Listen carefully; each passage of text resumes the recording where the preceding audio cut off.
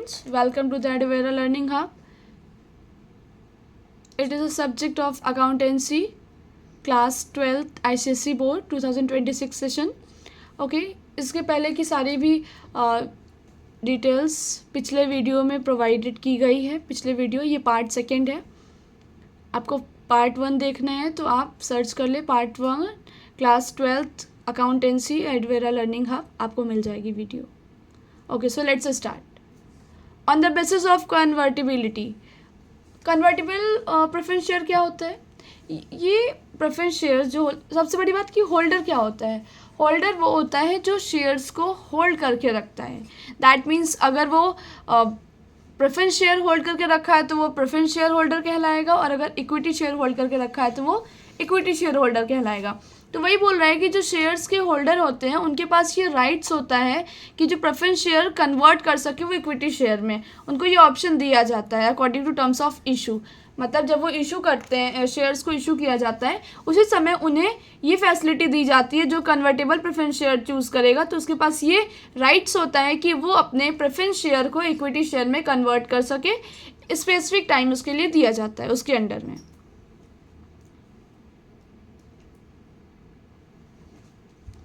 Next, equity share.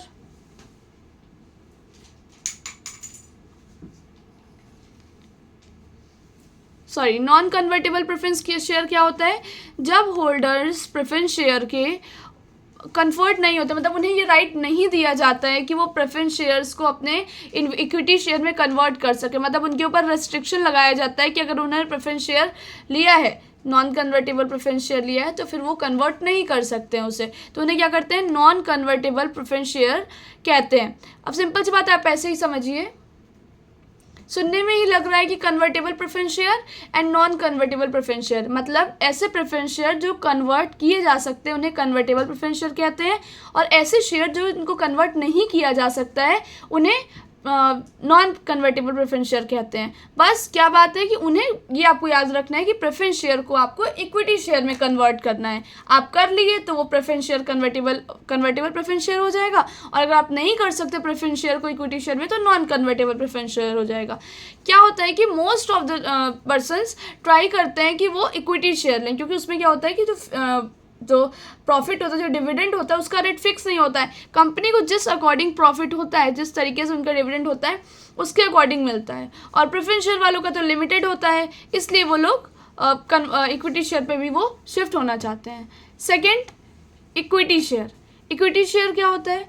ऐसे shares जिनको dividend तो पे किया जाता है, बल्कि डिविडेंड जैसे जो प्रॉफिट बचता है उसमें डिविडेंड पे किया जाता है, जबकि अगर प्रेफरेंस शेयर को देने के बाद और इनका जो इनका रेट ना फिक्स नहीं होता. जैसे प्रेफरेंस शेयर होल्डर्स का क्या होता है, उनके शेयर्स पे जो डिविडेंड का रेट होता है वो फिक्स होता है, बट इनके में ऐसा कुछ नहीं होता है. सो वही बोला है कि in other words there will be no fixed rate of dividend on the equity shares. Okay, बोला है कि if in a particular year, मान लो किसी स्पेसिफिक ईयर में उन्हें कोई प्रॉफिट नहीं हुआ, इन्हें कंपनी को कोई प्रॉफिट नहीं हुआ, या तो उनका जो प्रॉफिट्स है वो इनसफिशिएंट है, मतलब इतना नहीं है कि वो प्रेफरेंस शेयर वालों को भी दे और इक्विटी शेयर वालों को भी दे. मतलब तो ये क्या होता है, जो इक्विटी शेयर्स हैं वो रिसीव कुछ भी नहीं कर सकते. दैट मीन्स अगर कंपनी को क्या करना होता है, अभी आपने पढ़ा कई तरह का होता है, मैंने पिछले वीडियो में बताया था कि जो प्रेफरेंस शेयर होता है उनका ये रहता है कि अगर वो कम्युलेटिव प्रेफरेंस शेयर है तो उन्हें प्रॉफिट भी अगर इस ईयर नहीं मिला है तो अगली बार उन्हें वो भी ऐड करके दिया जाता है. तो वही चीज़ बोल रहा है कि अगर कंपनी को कोई प्रॉफिट नहीं हुआ, पहले ये पॉइंट लेकर के चलते हैं. अगर कंपनी को कोई प्रॉफिट नहीं हुआ है तो ना प्रेफरेंस शेयर वालों को मिलेगा ना सब इक्विटी शेयर वालों को मिलेगा. बट अगर वो कम्युलेटिव प्रेफरेंस शेयर लिए हैं तो उन शेयर होल्डर्स को इस बार का ऐड करके अगली बार दिया जाता है, जबकि इक्विटी शेयर होल्डर्स को ऐसा नहीं मिलता है. ओके, और अगर इनसफिशिएंट है तो क्या करेंगे? तो ये होता है कि पहले जितना पॉसिबल हो सके प्रेफरेंस शेयर होल्डर्स को दे दिया जाता है कि आप मेरे पास इतना ही है, इस बार मैं इतना ही दे रही हूँ, अगर बल्कि कम पड़ा तो फिर अगली बार और दिया जाएगा. Okay, so this way equity shares को कुछ नहीं, शेयर होल्डर्स को कुछ नहीं मिल पाता है. अगर कंपनी अर्न कर रही है मोर प्रॉफिट, मतलब अगर कंपनी ज़्यादा प्रॉफिट अर्न कर रही है और उन्हें हाई रेट डिविडेंड मिलता है, ये चीज़ है, वही मैंने बताया ना कि इसमें फिक्स नहीं होता है कि आप कितना प्रॉफिट अर्न कर रहे हो कितना नहीं कर रहे हो, बट अगर मिलता है तो हाई रेट से आपको डिविडेंड मिलता है। दैट्स वाई कि प्रेफरेंस शेयर होल्डर्स कोशिश करते हैं कि वो इक्विटी शेयर में आ जाए अगर जैसा उनका डिसीजन हो। As regard return of capital, अगर कैपिटल रिटर्न करने की बात की जाए तो इक्विटी शेयर होल्डर्स रिटर्न तभी मतलब उन्हें तभी मिलता है जब प्रेफरेंस शेयर होल्डर्स को उनके पैसे वापस मिल जाते हैं। बोल रहा है ना कि when preference share capital is return in full, जब भी प्रेफरेंस शेयर वालों को कैपिटल फुल मिल जाता है मतलब उनको रिटर्न कर दिया गया है पूरा, उसके बाद ही इक्विटी शेयर कैपिटल्स वालों को मिलेगा। ठीक है, अब बोला इक्विटी शेयर होल्डर्स को कुछ वोटिंग राइट्स भी होती है और उनका कंट्रोल भी होता है कंपनी के अफेयर्स पे। दैट मीन्स कि कंपनी के क्या डिसीजंस हैं, उनके जो अफेयर्स, उनका जो काम काज है, जो उनके ऑपरेशंस है, उस पर इक्विटी शेयर होल्डर्स को राइट्स दिया जाता है कि वो कंट्रोल कर सकते हैं और उनको वोटिंग राइट्स का भी अथॉरिटी होता है। बट प्रेफरेंस शेयर वालों को ऐसा कुछ नहीं मिलता है। सो चलिए लर्न करते हैं difference between preference shares and equity share. आप मेरे साथ पढ़ ही नहीं रहे, आपको लर्न भी करना है साथ में, ये याद रखिएगा। ठीक है, इसीलिए मैं बहुत डिटेल में एक्सप्लेन कर रही हूँ सारी चीज़ों को कि आप बस सुनते हुए ही याद कर लो। सीरियल नंबर 1 मतलब रेट ऑफ डिविडेंड। अच्छा आप बताइए किसमें डिविडेंड रेट फिक्स होता है? ऑब्वियसली प्रेफरेंस शेयर वालों के पास फिक्स्ड रेट होता है डिविडेंड का, और इनके पास क्या होता है, इक्विटी शेयर्स वालों को क्या रहता है कि फिक्स नहीं होता है। Company year two year depend करता है। देखिए ये आपके लिए कीवर्ड्स रहेगा, year two year depending upon the availability of profit. मेरा यही सजेशन है कि आप लोग के बोर्ड्स हैं इसलिए एग्जाम में उतना ही लिखिए। अब जैसे ये है, एक लाइन में आपने ये लिख दिया और दूसरी चीज़ यहाँ पे नहीं कि नॉट फिक्स तक ही एंड कर दो, बल्कि आप ये भी लाइन लिख लो कि जब आप हिंदी में मीनिंग समझोगे तो आपको लिखने में मुश्किल नहीं आएगा और आपकी स्पीड अपने आप बनेगी। सो इसलिए वो कि ज़्यादा से ज़्यादा आप अपनी बातों को रख दीजिए, कम लाइन में रखिए, कम पॉइंट्स में रखिए, बट रख दीजिए। Next arrears of dividend. इसमें बोला है कि अगर डिविडेंड नहीं पे किया गया, मतलब किसी साल अगर डिविडेंड नहीं पे किया गया है तो उसको क्या कहते हैं, जो एरियर्स होता है डिविडेंड का, मतलब डिविडेंड का बकाया जो होता है, में एक्यूमुलेटेड में भी उन्हें दिया जाएगा। कम्युलेटिव प्रेफरेंस शेयर वाले हैं तो उन्हें दिया जाएगा, और इस केस में क्या होता है, डिविडेंड को एक्यूमुलेट नहीं किया जाएगा, मतलब नहीं दिया जाएगा पिछले बार का भी। Okay, third preferential rights as to payment of dividend. मतलब बोला है कि जब डिविडेंड पे करते समय किसको पहला राइट्स होता है, पूर्वाधिकार किसको होता है। तो क्या बोल रहा है कि जो ये प्रेफरेंस शेयर वाले होते हैं इनके पास राइट्स होता है कि ये डिविडेंड को रिसीव करें before any dividend is paid on equity share. मतलब इक्विटी शेयर वालों को डिविडेंड पे होने से पहले इनके पास राइट्स होता है कि इन्हें डिविडेंड मिल जाए।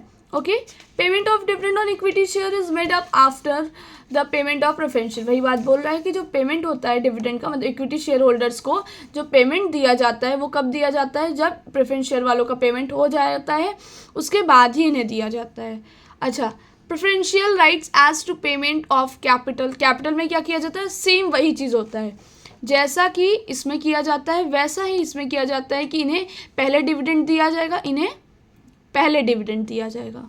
ओके, और इसमें कैपिटल भी किसको पहले रिटर्न किया जाएगा, पहले इन्हें रिटर्न किया जाएगा। ओके, फिर उसके बाद में जो कैपिटल बचता है या जैसा भी अमाउंट रहता है वैसा इन्हें या तो मतलब पूरी तरीके से दिया जाएगा कि जो इनका कैपिटल रहा है वो दिया जाएगा।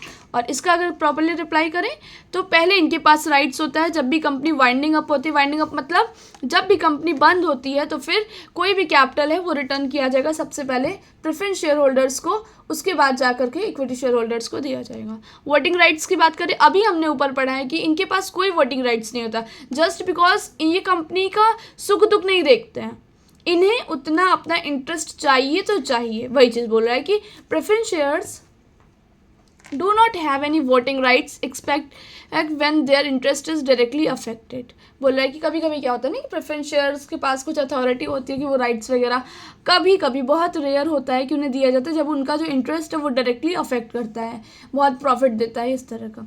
फिर बोला है इक्विटी शेयर होल्डर्स क्या करते हैं कि वोटिंग राइट्स एंजॉय करते हैं। जाहिर सी बात है आप कम पैसा कमाओ बट आपके पास अगर कंपनी की ओनरशिप है, अगर आपके पास मेंबरशिप है, अगर कहा जा रहा है कि आप टाटा के मेंबर हो तो वही आपके लिए अच्छा होता है, क्योंकि क्या होता है सब जगह पैसे नहीं कमाने होते हैं। Okay, right to participate in management. So participate कर सकते हैं ये मैनेजमेंट में। कौन कर सकता है? इनके पास तो कोई राइट्स नहीं होता अलग से कि ये पार्टिसिपेट करें, है ना। मैनेजमेंट में भी नहीं पार्टिसिपेट कर सकते कंपनी के, ना कंपनी के अफेयर्स में इनका कोई कंट्रोल होता है, ना ही इनको वोटिंग राइट्स दिया जाता है, बट इनके पास full rights to participate in management of the company. मतलब कि इनके पास ये अथॉरिटी होती है, ये राइट्स होता है इनका कि ये कंपनी के जितने भी मैनेजमेंट हैं या मैनेजमेंट वर्क है उन सब में ये पार्टिसिपेट कर सकते हैं। सो इस तरीके से क्या लर्न हो गया आपको? Share capital. What is share capital? if you have any easy definition you can pin it in my comment section, okay। Share capital क्या होता है? मीन्स ऐसा पैसा कंपनी के पास जो शेयर के थ्रू आ रहा है। Is it easy? बोल रहा है कि ऐसा पैसा कंपनी के पास जो शेयर की हेल्प से आ रहा है। किसके? शेयर की हेल्प से कंपनी के पास आ रहा है। ओके देखिए, जैसे share capital means share capital raised by company by issue the shares. Same वही चीज़ ये भी कह रहा है कि शेयर कैपिटल का मतलब ही यही होता है कि कंपनी के द्वारा जो कैपिटल रेज किया गया है जब भी शेयर इशू करके ना, कंपनी के पास जो पैसा आ रहा है वो शेयर को इशू करके जो पैसा मिल रहा है उसे शेयर कैपिटल कहते हैं। ओके मतलब कि बहुत सारे इंडिविजुअल्स होते हैं, बहुत इंस्टीट्यूशंस होते हैं, वो कंट्रीब्यूट करते हैं various sum of to the company's capital. मतलब बोला कि कंपनी का कैपिटल बनाने में बहुत तरह के इंडिविजुअल्स, बहुत से इंस्टीट्यूशंस का कंट्रीब्यूशन होता है, जिससे कंपनी एक प्रॉपरली ऐसा कैपिटल अपना क्रिएट कर पाती है जिससे वो अपने ऑपरेशंस को, अपने वर्क को, अपने कमोडिटी को प्रॉपर्ली चला सकती है। ओके बोले there is no separate capital account for each of this individuals और इंस्टीट्यूशन। बोल रहा है कि यहाँ पे ना ये जो सब हम लोग तो पढ़ते ही, अब आप 12th में आ गए हो तो आपको पता ही है कि जब आप भी अकाउंट्स पढ़ते हो तो आपको क्या रहता है कि इसका अलग सेपरेट अकाउंट बनाऊँ, इसका अलग सेपरेट अकाउंट बनाऊँ, इस तरीके से राम से अगर पैसा लिया है तो उसका अकाउंट बनाऊँ, श्याम से लिया है तो उसका अकाउंट बनाऊँ। बट शेयर कैपिटल में ये होता है कि आपको शेयर्स के अकाउंट बनाने होते हैं, किसी इंडिविजुअल का अलग से और इंस्टीट्यूशन का नहीं बनाना होता है, क्योंकि शेयर होल्डर्स भी चेंज होते रहते हैं। ठीक, सो बोले there is a one consolidated capital account called share capital account.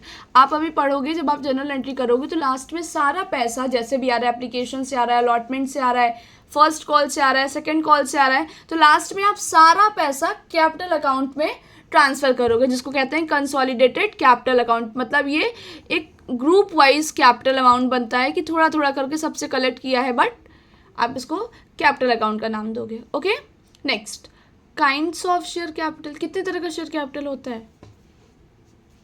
बोला है कि यहाँ पे वेरियस टर्म्स होता है इसको यूज़ करने का, कि इस कनेक्शन में कि शेयर कैपिटल, कंपनी का पैसा शेयर कैपिटल से कैसे आ रहा है।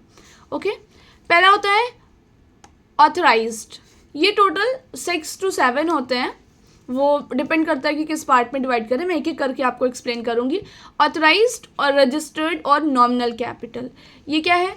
ऐसे कैपिटल जिसको मेमोरेंडम ऑफ एसोसिएशन के थ्रू के द्वारा आपको ये ऑथराइज्ड किया जाता है कि आप इतना कैपिटल आप ले सकते हो पब्लिक से, मतलब इतने का ही आप शेयर इशू कर सकते हो, इससे ज़्यादा आप नहीं कर सकते। Authorized capital refers to that amount which is stated in the memorandum of association.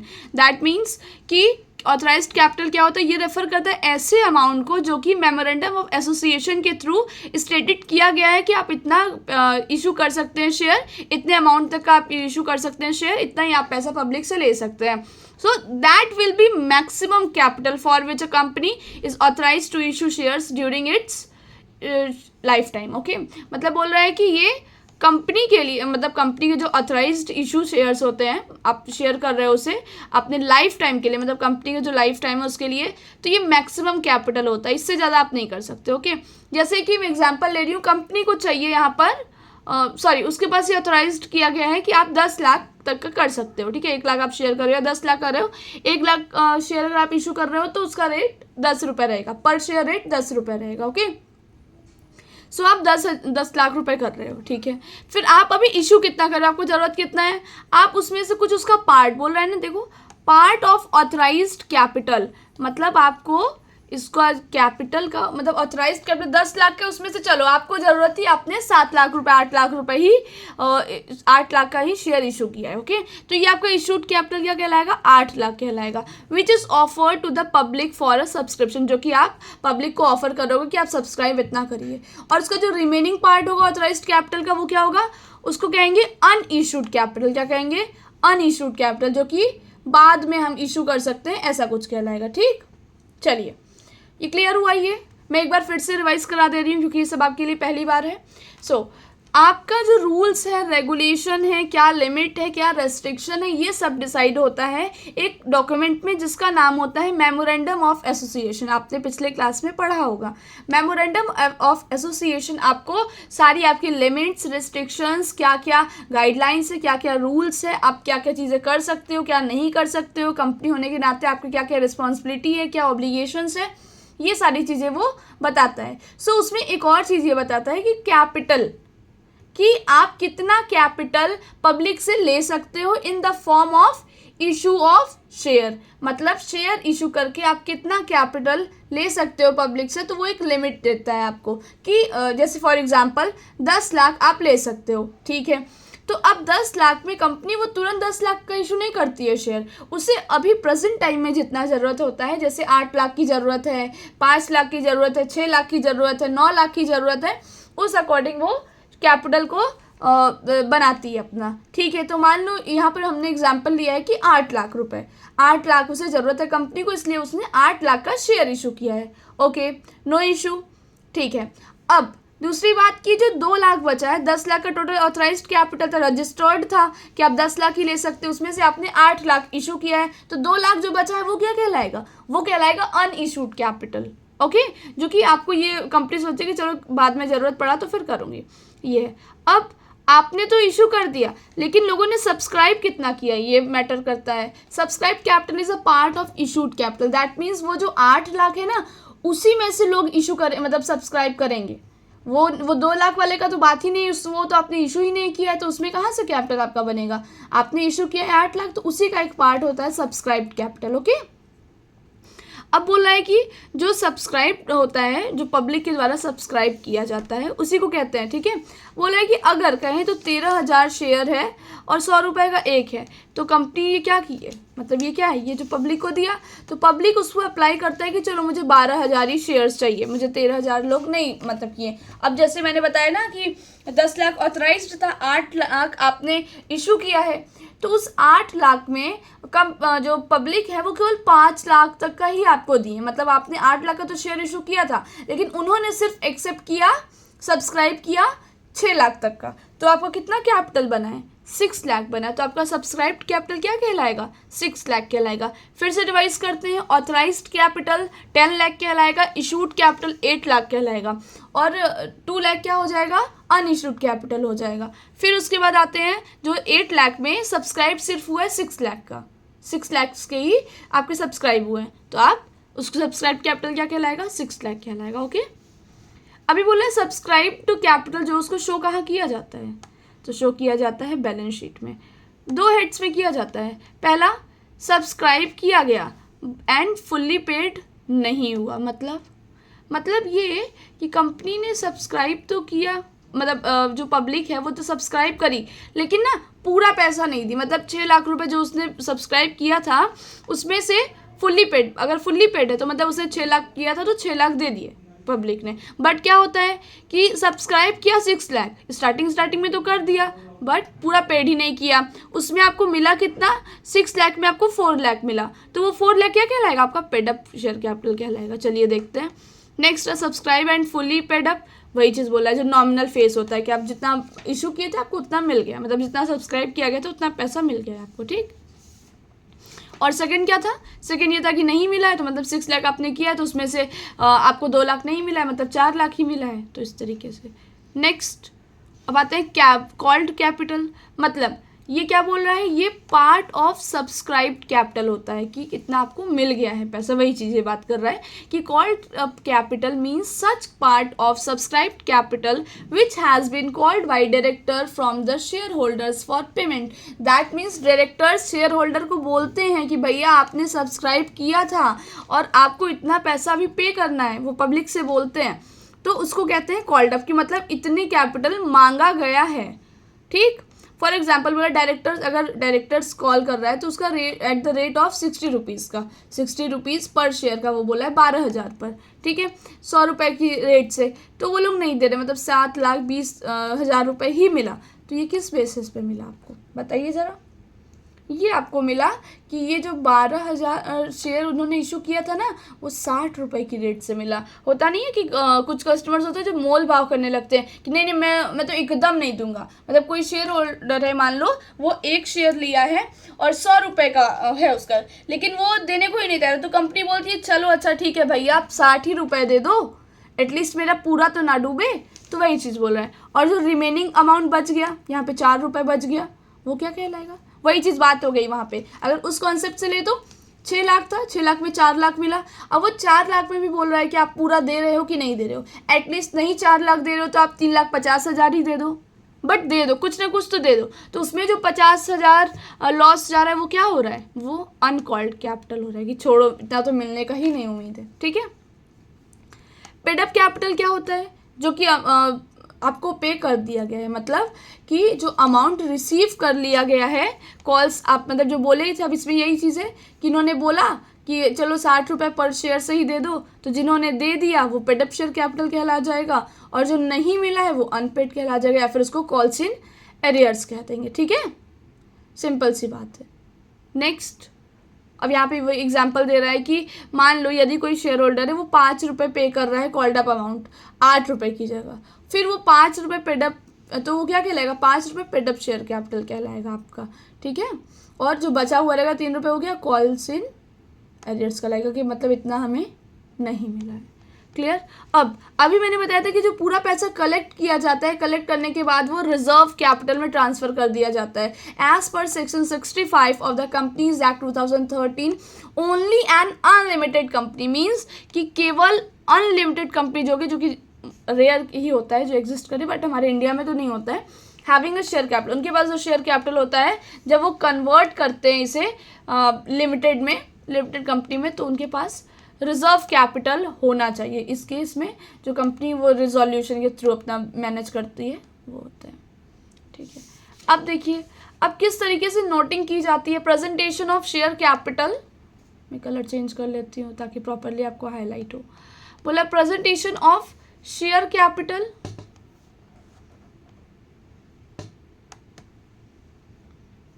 in the company's balance sheet. Okay,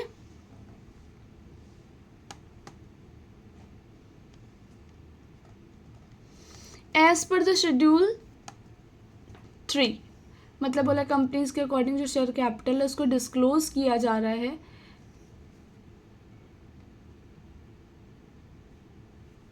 disclose किया जा रहा है बैलेंस शीट में कंपनी के किस तरीके से। एग्जैक्ट जो बैलेंस शीट होती है वो इस तरह का होता है, वो जो हम लोगों ने अभी टी फॉर्मेट में पढ़ा था ना, अभी उसको साइड में रखिए। अभी एग्जैक्ट मेन है बैलेंस शीट कि कंपनी के पास किस तरीके से आ रहा है। जो इक्विटी या लाइबिलिटी से जो पैसा आता है, जो शेयर्स के थ्रू आता है, वो क्या है, शेयर होल्डर्स के जो फंड होते हैं, जैसे कि इधर देखिए शेयर कैपिटल से पैसा आया, ठीक, फिर रिजर्व और सरप्लस रखा गया था ये, फिर मनी रिसीव किया गया है शेयर वारंट्स के अगेंस्ट, तो वो सब चीज़ें मिल रही। तो वही डिस्क्लोज कर रहा है, पूरा प्रिटेंड कर रहा है कि शेयर कैपिटल आपका कहाँ से बना, उसके लिए नोट्स प्रोवाइड किया जाता है कैसे बना। अब यहाँ पे डिटेल में देखिए, मेन तो आपका शेयर कैपिटल है, लेकिन शेयर कैपिटल बना कैसे, कंपनी शेयर कैपिटल बनाई कैसे, मतलब यहाँ पे आपको दिया जाएगा कि आपके पास ये ऑथराइज्ड कैपिटल दिया गया था, मतलब इतना आप शेयर इशू कर सकते थे और एक शेयर की रेट आप यहाँ पर ये रखते। इसमें ये इक्विटी शेयर है और दूसरा आप ये प्रेफरेंस शेयर कर सकते हो। ठीक है, तो ये दोनों को मिला करके आप यहाँ पर लिख दोगे कि यहाँ पर हम लोग मतलब इतना शेयर था, फिर उसके बाद ऑथराइज्ड इतना दिया गया था, जबकि इससे मतलब नहीं होता है जब आप अकाउंट्स बनाओगे, क्योंकि जो आपने इशू ही नहीं किया है, जो आपने कंपनी को दिया ही नहीं है, तो उसका क्या मतलब, उससे क्या अकाउंटिंग आपको करोगे। तो आप यहाँ से स्टार्ट करते हो इशूड कैपिटल से, ठीक है। तो आपने इतना इक्विटी शेयर इशू किया है और उसकी रेट इतनी रही है, और आपने इतना प्रेफरेंस शेयर इशू किया है जिसकी रेट ये रही है, ठीक है। फिर इसके ऊपर बताया जाता है कि शेयर्स मतलब अलॉटेड कितना था, मतलब कितना अलॉट किया गया, फुल्ली पेड अप है परसुएंट कॉन्ट्रैक्ट अकॉर्डिंग, बिना किसी मतलब पेमेंट रिसीव हुआ कि नहीं हुआ कैश में, इस तरह का बताया जाता है। उसके बाद आता है कि सब्सक्राइब कितना किया लोगों ने, मतलब सब्सक्राइब कितना किया और पूरा पे कितना कर दिया। इक्विटी शेयर वालों ने और इतना पे कर दिया है, ठीक है। फिर प्रेफरेंस शेयर वालों ने किया था। इस तरीके से देखो दोनों ही जगह लेकर के चल रहा है, कहीं कंफ्यूजन न रहे, ठीक है। अभी फिर बोल रहा है कि इतना लोगों ने जो सब्सक्राइब तो किया था लेकिन उन्होंने फुल्ली पेड नहीं किया, तो कितना बचा है, इतना इन्होंने दे दिया, ठीक, मतलब इतना दे दिया, इधर इस रेट से दिया है। और कॉल्ड अप मतलब इतना मांगा गया था लेकिन दिए इतने में, जैसे 12,000 था, 100 रुपये का रेट था, बट इन्होंने दिया 60 रुपये से, ठीक है। और कितना नहीं दिया, 40 रुपये से वो नहीं दिए थे, तो यहाँ पे कॉल सिनेरियर्स में हो जाएगी, क्योंकि आपको प्रॉपर्ली दिखाना पड़ेगा ना। उसके बाद कंपनी क्या करती है, कंपनी आपसे मांगी, आपने सब्सक्राइब किया, फिर कंपनी कॉल्ड पेड अप के लिए बोलती है कि कंपनी आपसे मांगी कि भैया जो पैसा बकाया है वो दे दो, फिर भी नहीं दिए कस्टमर्स, फिर कंपनी नोटिस भेजती है, ठीक है, कॉल सिनेरियर्स लगाती है, उसके बाद भी नहीं मिलता है पैसा, तो कंपनी शेयर को जब्त कर लेती है। दैट्स कॉल्ड फॉरफिटेड शेयर, मतलब फॉरफिट कर ली कंपनी शेयर को, मतलब जब्त कर ली है कि अब उस पर आपको डिविडेंड नहीं मिलेगा और आप पे नहीं कर रहे हो। फिर उसके बाद भी कंपनी वेट करती है, अगर आप यहाँ पे फॉरफिटेड शेयर अकाउंट लिख देंगे कि इतना जब्त कर लिया है, उसके बाद भी अगर नहीं पे करते हैं शेयर होल्डर्स, तो कंपनी क्या करती है, उसे रीसेल कर देती है, जो कि अभी आप में शायद नहीं है और मे भी आगे क्वेश्चंस में हो। सो ठीक है, फिर क्या होता है कि वो कंपनी क्या करती है, उस शेयर्स को रीसेल कर देती है। अब ये बोल रहा है कि as per ISC guidelines, authorized issue capital has to be shown in the notes accounts even if it is not given in the question। बोल रहा है कि इसके अकॉर्डिंग बताया जा रहा है कि जो ऑथराइज्ड या इशूड कैपिटल है वो भी शो करना पड़ेगा आपको अकाउंट्स में, अगर ये क्वेश्चन में नहीं दिया है तो भी, तो मतलब आपको कैलकुलेट करना पड़ेगा ना कि कितना था कितना नहीं था, वो आपको क्वेश्चन के अकॉर्डिंग समझ में आ जाएगा। अच्छा, कैपिटल रिजर्व क्या होता है, कैपिटल रिजर्व का क्या काम होता है। कैपिटल रिजर्व वो रिजर्व्स होते हैं जो कि क्रिएट किया जाता है, कहाँ से, कंपनी के कैपिटल से, कैपिटल प्रॉफिट से निकाल करके कुछ पैसे कलेक्ट करके रखा जाता है रिजर्व्स के लिए। जो कैपिटल प्रॉफिट होता है ना, मतलब वो ऐसे प्रॉफिट होते हैं जिन्हें अर्न नहीं किया, मतलब नॉर्मल कोर्स ऑफ बिजनेस में नहीं अर्न किया जाता है। ये एक तरह का जो रिजर्व्स रहता है उसको can not be utilise for the distribution of dividend. इस रिजर्व का यूज़ नहीं करते हैं, यूटिलाइज मीन्स यूज़ नहीं करते डिस्ट्रीब्यूट करने में प्रॉफिट्स को, वो तो अलग होता है प्रॉफिट, उनका प्रॉफिट फंड अलग होता है कंपनी का, उस बेसिस पे वो डिविडेंड, वहाँ से डिविडेंड नहीं वो पे करते हैं।